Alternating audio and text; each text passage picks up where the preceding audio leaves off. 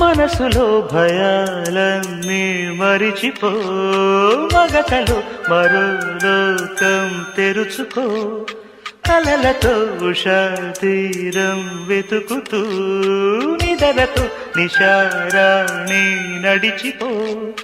చిటికలోన చిక్కబట్ట కటిక చీకటి కరిగిపోక తప్పదమ్మ ఉదయ కాంతికి.